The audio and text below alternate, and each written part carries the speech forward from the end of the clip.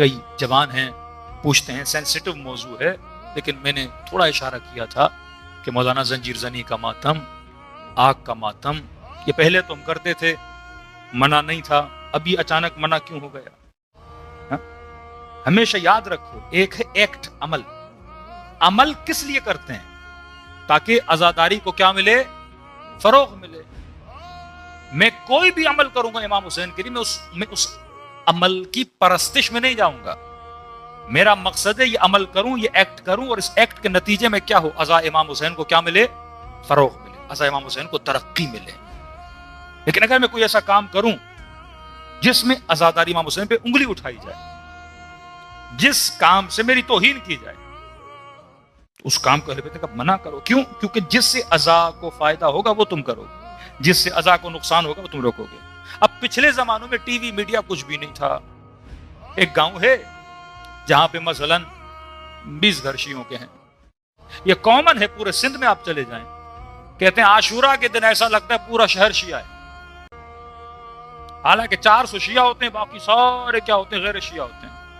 اب یہ غیر شیعہ جمع کیوں ہوتے تھے؟ پورے شہر میں اعلان ہوا کل شیعہ آگ کا ماتم کریں گے، ٹیکٹ آف پبلسٹی، کہ میں کوئی ایسا کام کروں تاکہ بھیڑ لگے، تاکہ میں کوئی ایسا کام کروں تاکہ مجمع جمع ہو۔ آگ جلائی گئی، کوئلے جلائے گئے، انگارے جل رہے ہیں، پورا گاؤں جمع ہوا کہ بڑی عجیب قوم ہے بھائی، آگ پہ چلیں گے آج، تو میلہ لگ گیا۔ اب دنیا کو کیا نظر آ رہا ہے کہ سارے کیا ہیں؟ اہل بیت کے چاہنے والے ہیں۔ اب ایک بندہ حسین حسین کرتے ہوئے آگ سے دوڑتا ہوا گیا۔ اب انہوں نے دیکھا، دیکھنے کے بعد ہم سے پوچھا کہ آگ پہ کیوں چل رہے ہو؟ پھر ہم نے اشارتاً انہیں کربلا بتائی کہ عاشورہ اور شام غریبہ کو اہل حرم رسول کے خیموں کو کیا کیا گیا تھا؟ جلایا گیا تھا۔ اس وجہ سے یہ عزاداری کے ساتھ جڑتے گئے۔ میں کون سا کام کروں کہ لوگ جمع ہو؟ کوئی مداری والا تو کام میں نے نہیں کرنا نا لوگوں کو جمع کرنے کے لیے۔ وہ مداری لوگوں کو جمع کرتا ہے، لیکن اس بندر سے لوگوں کو کچھ ملتا نہیں ہے۔ ہاں، اللہ بھی جمع کرتا ہے معجزے کر کے۔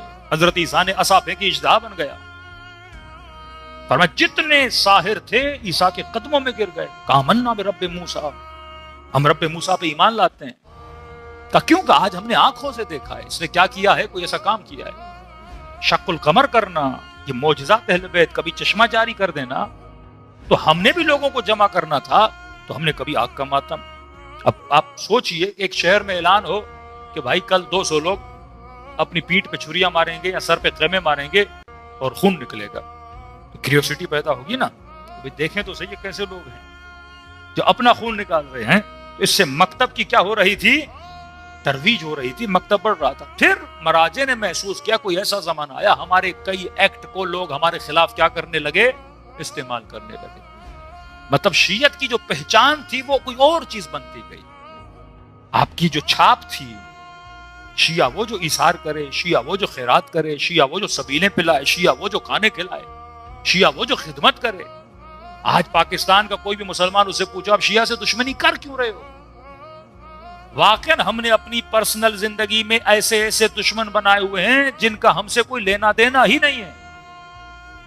آپ دشمن اسے بناؤ جو آپ کو نقصان دے، آپ کے گھر میں چوری کرے، 4 پتھر آپ کے بچے کو لگائے، آپ کے گھر کو لگائے، آپ کی گاڑی چوری کر کے لے جائے، کوئی ڈکیت ہو۔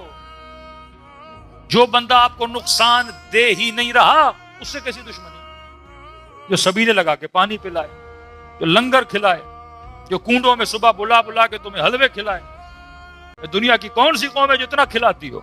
اور بھائی امام حسین پہ چلے جاؤ، کہیں لکھا تھا صرف شیعہ آئے گا، ایک موقع پہ لکھا تھا صرف شیعہ آئے گا، کہ جو حسین کا عاشق ہے، جو عزادار حسین ہے وہ آ سکتا ہے۔ تو اس مکتب نے، آپ کے وجود نے ترویج اہل بیت کی۔ ہم ہر وہ عمل کرتے تھے۔ اب اگر کوئی ایکٹ، کوئی عمل ہے جس کی وجہ سے شیعت کا نام خراب ہو رہا ہے، آپ اس پہ آپ تحقیق کر سکتے کہ واقعی میرے اس عمل سے نام خراب ہو رہا ہے کہ نہیں۔ یہ کوئی لڑائی کی بات تھوڑی ہے، انٹرنیٹ کا زمانہ، سوشل میڈیا کا زمانہ۔ جناب میں یہ عمل کرتا ہوں، دیکھوں اس سے تشیع کو فائدہ ہوتا ہے یا نقصان ہوتا ہے۔ کسی کرسچن کو، کسی مسیحی کو، کسی ہندو کو، کسی ایتھیس کو، کسی نارمل مسلمان کو، کسی نمازی کو، کسی صالح بندے کو بولو جناب یہ میں کام کرتا ہوں، اس سے میری امیج کیا بنتی ہے، اس پہ آپ کے اوپر امپیکٹ کیا پڑتا ہے. اگر وہاں سے پوزیٹو کمنٹس آ رہے ہیں یہ فروغ ازا ہے, اس کو آگے بڑھا. اگر وہاں سے نیگیٹو کمنٹس آ رہے ہیں یہ عزاداری کو کیا دے رہا ہے, نقصان دے رہا ہے. اس میں ضد تو نہیں ہے, میری زندگی اس لیے کہ عزاداری کو بڑھاؤں, میری زندگی کا مقصد یہ پیغام امام حسین کو پھیلاؤں, 4 شیعہ اس فرش ازا پہ لاؤں, 4 لوگوں کو مکتب اہل بیت کے اندر کیا کروں, داخل کروں. کیا امیج بن جائے گی کہ کوئی بندہ اپنے 6 مہینے کے بچے کے سر پہ کیا لگا رہا ہو, تلوار لگا رہا ہو. اب یہ راکھ میں کرتے ہیں لوگ, 8 مہینے کا بچہ, 9 مہینے کا بچہ, اس کے سر پہ کیا لگا رہے ہیں, اس کا خون نکال رہے ہیں. اب امیج کیا جائے گی, بھئی یہ کون لوگ ہیں؟ جو بچہ جس کو شعور ہی نہیں ہے, جس کا اپنا ارادہ ہی نہیں ہے, اگر وہ بڑا ہوا, بالغ ہوا, عاقل ہوا اور آپ نے اس کے بدن پہ نشان ڈال دیے, کل اس نے فوج میں جانا تھا, فلاں جگہ بھرتی ہونا تھا, اس کو سیلف ہارم بولتے ہیں. اور سیلف ہارم کا مطلب جو بندہ خود کو ہارم کرے, کہتے ہیں یہ سائیکولوجیکلی بیمار آدمی ہے, اس کو نوکری نہیں ملے گی. بچہ بولے گا آپ نے مجھ سے پوچھا ہی نہیں, مجھے مارا کیوں؟ اگر میرے ماتم بھی کرنا تھا بھائی اپنی مرضی سے کرتا نا, آپ مجھے مجبور کیوں کر رہے تھے؟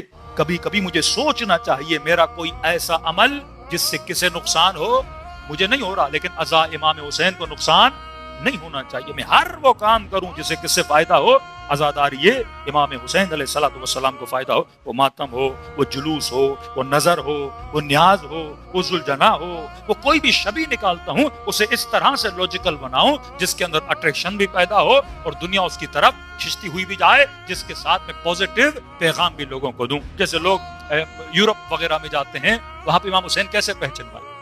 انگریز کو کوئی بندہ فری میں چیز نہیں دیتا, وہاں کہتے ہیں ٹائم از گولڈ, ٹائم کیا ہے, پیسہ ہے.